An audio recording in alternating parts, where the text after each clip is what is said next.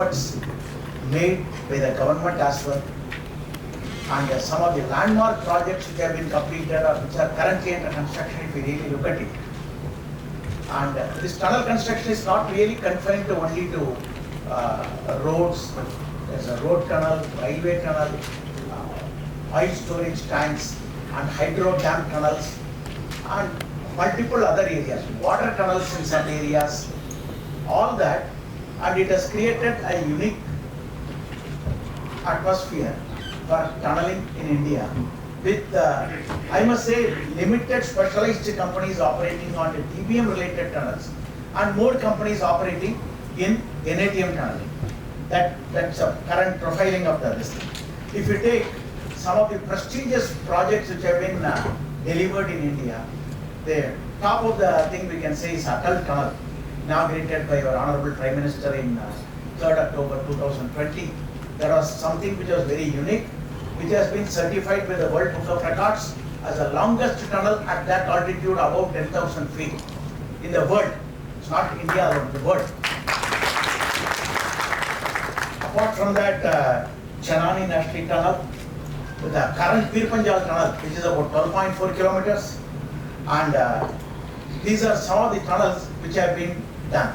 Now currently the landmark tunnels which are happening there in the Himalayan territory are Zolzila Tunnel, which Minister has been visiting on a regular basis, and that's something which is a unique tunnel which when completed will become the longest tunnel in Asia. Similarly, if you look at Rishikesh Karnaprayag railway line, constructed 110 kilometers of tunneling, multiple packages in the whole Himalayas, and that's again a very unique kind of tunneling. And there one package is the TBM tunneling and all other packages are NADM tunneling. And Mumbai coastal road is where a small portion is undersea, the first undersea tunnel, a small scale, which is I think shortly expected to complete. Similarly in metro, underwater tunnel for the first time in India, below Hooghly River in Calcutta. About both sides put together is 1.04 kilometer, done very well.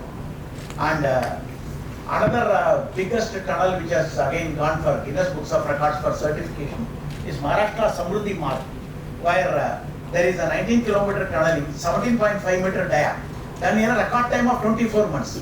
That has also gone, MSRTC has applied for certification as the fastest completion of tunnel of such a wide dia in the shortest possible time.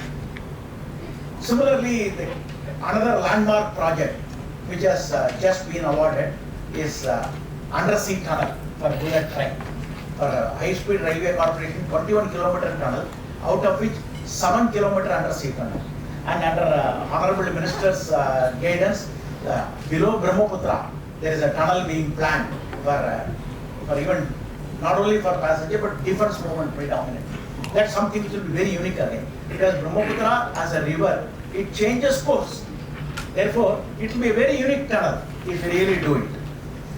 And overall, if you look at it, there are nearly 1,641 tunneling projects going on in India currently, which we don't get to know when we see the numbers occasionally, covering nearly 3,445 kilometers. And if you look at overall basis, it's phenomenal.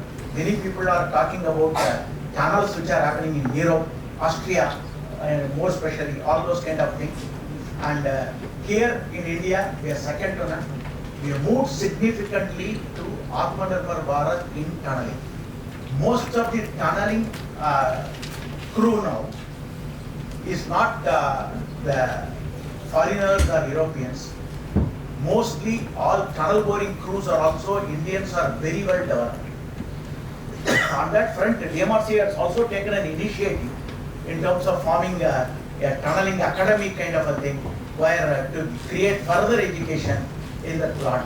And L&T also has formed a tunneling academy. So towards that, so that they can move to a larger platform of tunneling in the days to come. As more and more tunneling will be required in the period that comes for connectivity, as rivers and sea and many inlets need to be really gone through. The government of India, as all of us know, played a very pivotal role in, especially during COVID times, in many relaxations. And our Honorable Minister has played a significant role in terms of channelizing the government thought process and giving concession so that contractors do not sink. That's something which has really helped in overcoming the most difficult crisis point. While there are a lot of emerging technologies and others, still there are quite a few challenges. In terms of Himalayan territory continues to face treacherous, I would say, geological challenges. So far, TBM tunneling in Himalayas, we are yet to see the success. In other places it has succeeded. Himalayas, one or two places when it was attempted, it had to be abandoned. Now, the Rishikesh Karnaprayag, one package is again attempted through tunneling. I am pretty sure we will make it a successful one, having gained experience over long periods of time now. Similarly, NATM, I think it has matured to a level where I think we are at par with the global class. Some safety features is something which we can improve, I would put it. I mean, very frank. But with all this, if we really look at it, we have as a country moved consciously towards EPC contracting. And in tunneling also, we have moved significantly towards EPC contracting. But there, I have a little concern in Himalayas. Himalayas, the geological surprises are much more. When Rohtang tunnel was done, in one particular area, 700 meters, there was water ingress. 150 meters per second, 150 liters per second was a water ingress. That particular stretch, it took enormously long time to overcome. So it does, quite a few surprises do come up in Himalayan territory.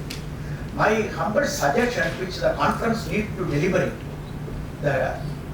is that in Himalayan territory, we should move back to item-based contracting instead of EPC, because the contractors today, contractor fraternity, if you really look at the history of last 30 years, that this decade who is present, 75% of them are not present in the next decade.